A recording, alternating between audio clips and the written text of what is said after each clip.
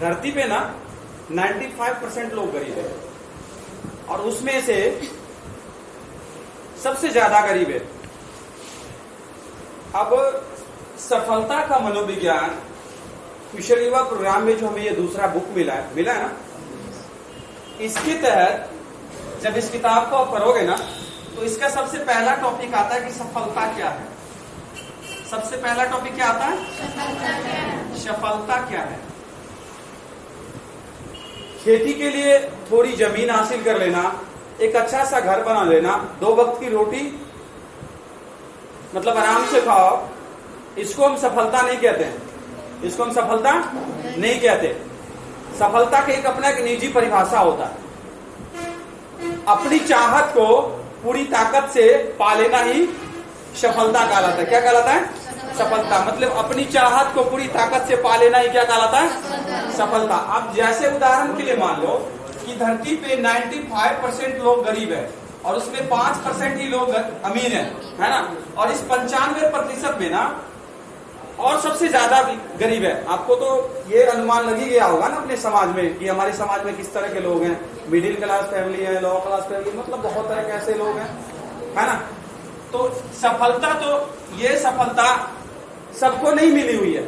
सफलता सबको नहीं मिला हुआ ना। सफलता किसी की जागीर है कि वो कहीं से खरीद के ले आया है, चाहे कहीं से किसी को छीन के ले आए। आपके बुक में बताया गया कि सफलता एक सफर है, मंजिल नहीं।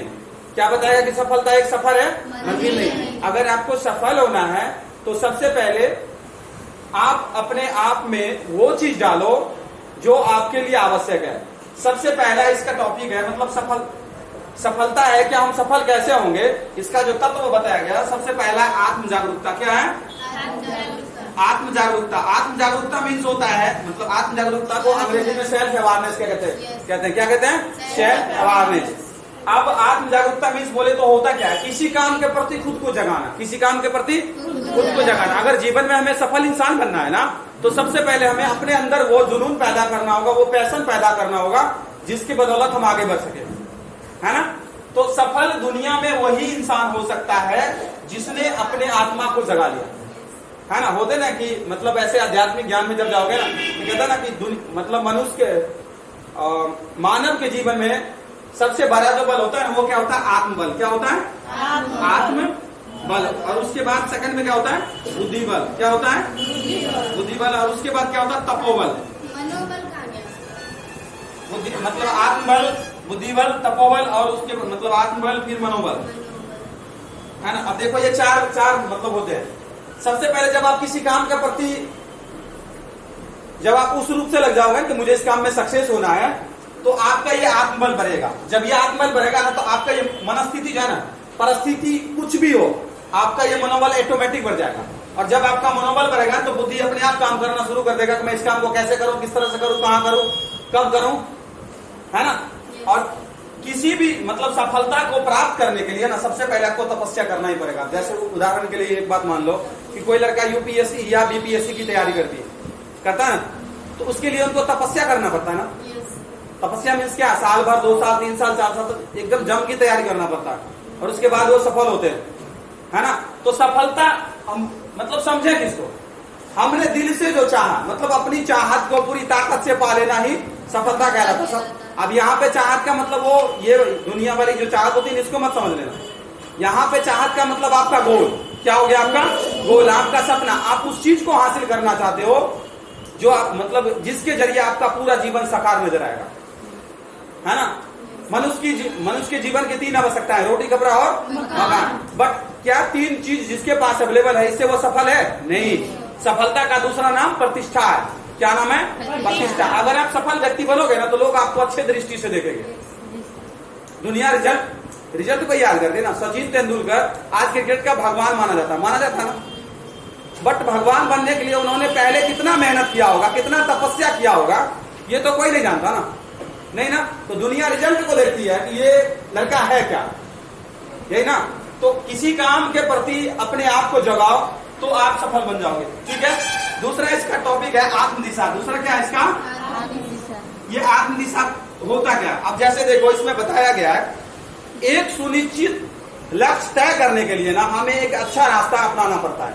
आपको भी पता होगा कि हमारा जो ये शरीर है ना, इस शरीर में मन या आत्मा, ऐसे मन का वास है ना, कहते हैं ना कि ये काम हम अपने मन से करते हैं, है ना। तो इस साइकोलॉजी में ना मन को दो भागों में बांटा गया। कितने भागों में बांटा गया? मतलब पहला होता है हमारा चेतन मन और दूसरा क्या होता है?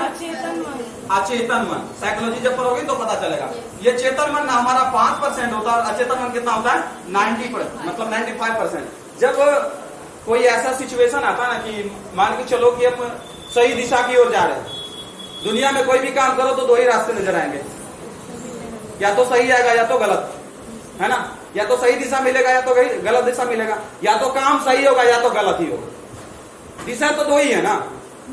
तो यहाँ पे मन में भी देखो, चेतन मन और अचेतन मन। हमारे शरीर में 95% अचेतन मन है, जो निगेटिव बातों को ज्यादा एक्सेप्ट करती है, और 5% क्या है? चेतन मन, जो आपको उस दिशा के, जब कभी ऐसे सोच लो कि आपके अपने घर में पापा के जेब से पैसे चुराने जाते हो, उदाहरण के लिए मान लीजिए आप अपने पापा के जेब से पैसा चुराने जाओगे ना, तो ये 95% वाला कहेगा अरे ले ले, बाद में पापा डांट के ही छोड़ देंगे। बट ये 5% वाला क्या कहेगा कि नहीं, पैसा चोरी करना, चाहे पापा का हो या दुनिया में पापी किसी का भी हो, पैसा चोरी करना पाप है ना। तो ये चेतन मन ना हमें गलत काम करने के लिए बाध्य नहीं करता, ये हमें उस काम को करने से रोकता है।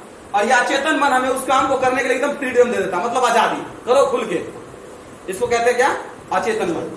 तो आत्म दिशा का मतलब ये हो गया कि आप अपने लक्ष्य के प्रति एक ऐसा रास्ता चुनो जिस पे चल के ना आप सफल बन जाओ। तो रास्ता तो आपको ही चुनना पड़ेगा ना, कोई दूसरा तो नहीं आएगा चुनने के लिए। आप तीसरा इसका होता है आत्म प्रतिष्ठा। क्या होता है? आत्म प्रतिष्ठा। आप जिस समाज में रहते हो ना, उस समाज में अलग व्यक्ति बन के नजर आओ, अलग व्यक्ति बन के रहो। ये आपकी सबसे बड़ा सफलता का रास्ता होगा। आप 10 स्टूडेंट का ग्रुप है, हाथ में 5 उंगली बराबर नहीं है ना। समाज में भी 10 तरह के लोग बराबर नहीं हो सकते।